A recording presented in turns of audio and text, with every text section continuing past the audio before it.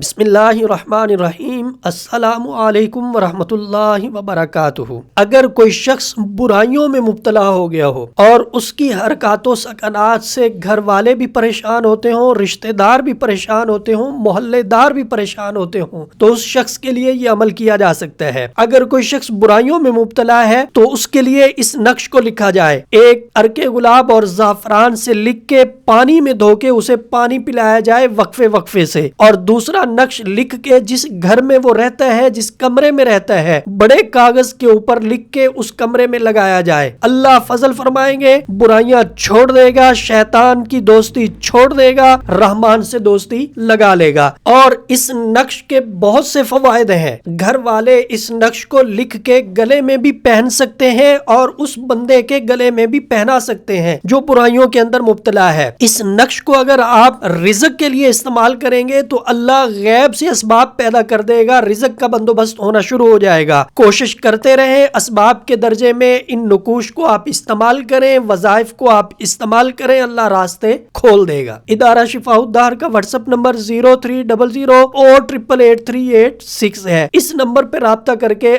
آپ ہم سے رہنمائی حاصل کر سکتے ہیں۔